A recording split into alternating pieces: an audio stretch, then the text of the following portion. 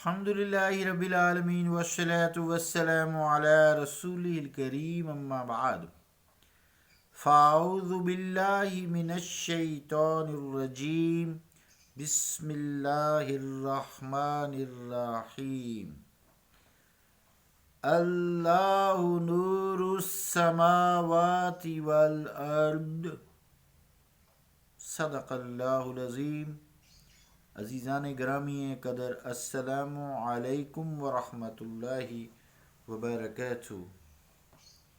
آیت کریمہ جو میں نے تلاوت کی ہے اس کا ترجمہ یوں ہے کہ زمین و آسمان کا نور اللہ ہے، اللہ کا قول سچا ہے جو بڑی ہی عظمت والا ہے۔ عزیزان گرامی قدر، اس نور کی حقیقت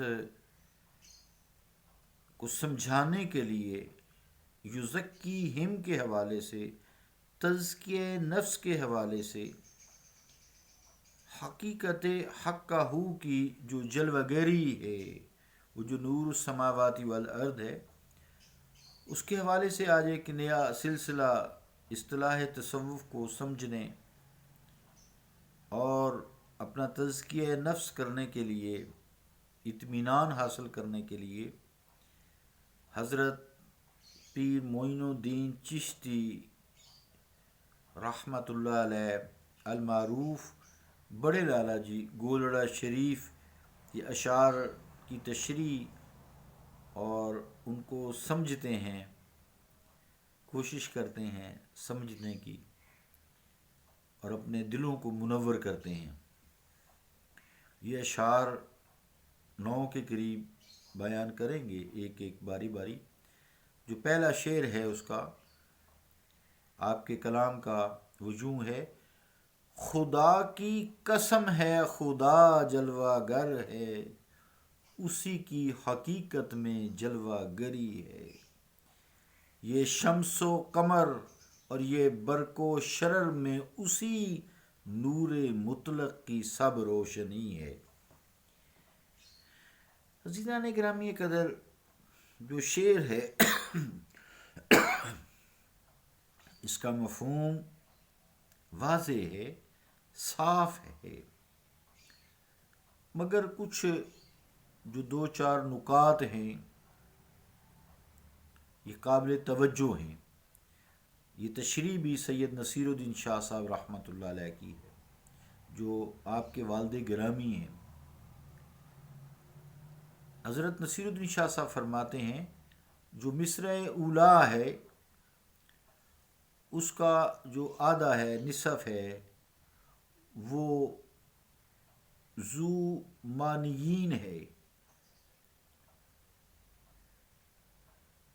یعنی اسی کے الفاظ کے بعد ذرا وقفہ دے کر پڑھا جائے تو مصرع کا مطلب یہ بنتا ہے کہ حقیقت میں یہ ساری کائنات کی جلوہ گری اسی کے حسن مطلق کی ہے، یعنی اللہ تعالیٰ کی ہی ہے۔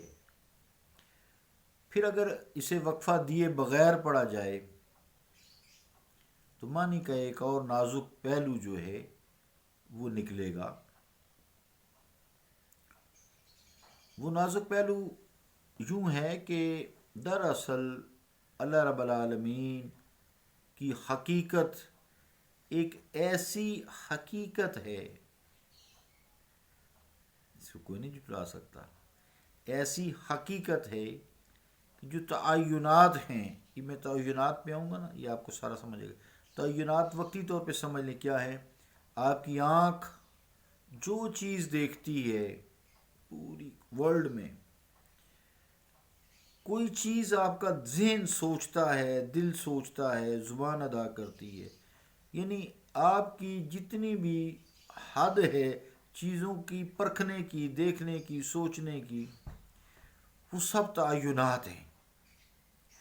ان تعینات میں اللہ رب العالمین کی ہی جلوہ گری ہے، سارے انداز اسی کے ہیں، سارا حسن اسی کا ہے، حقیقت میں وہی حقیقی جلوہ گر ہے۔ اور یہ جتنی چیزیں ہمیں نظر آتی ہیں یہ اس کے دست نگر ہیں. وہ خالق ہے، یہ ساری مخلوق ہے. وہ خالق وحدہ لا شریک ہے. اصل میں تو سب جو ہے نا توحید کو سمجھنے کا نام ہے. خالق ایک ہے، لا الہ الا اللہ، اللہ کے علاوہ کوئی معبود نہیں ہے. قل هو اللہ احد، فرما دیجیے وہ ایک ہے.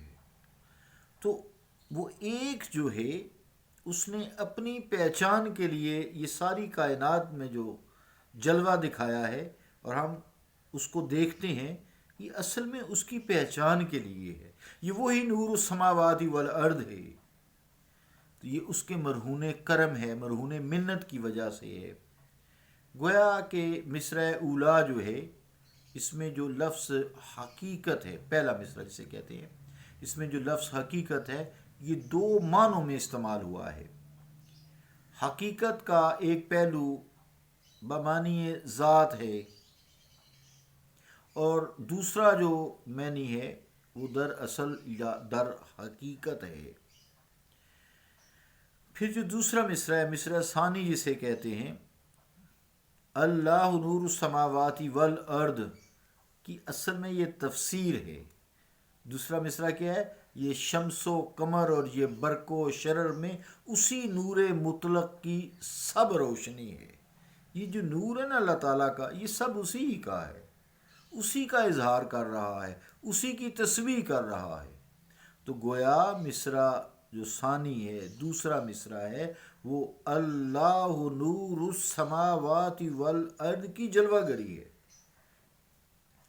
اسی کی روشنی ہے، اسی کا نور ہے.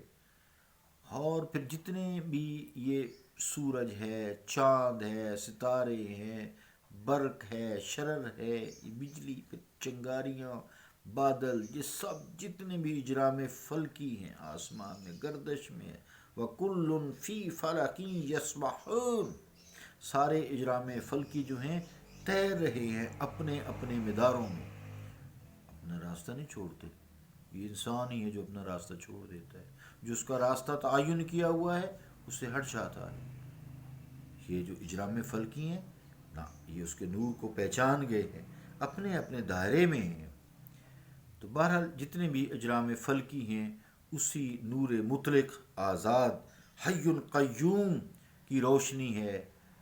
یہ اور بات ہے کہ شمس و قمر اور ہر وہ شے جو اس کے نور سے جگمگا رہی ہے، عارضی طور پر اس کے دائرہ وجود کی محدودیت میں مقید نظر آتی ہے.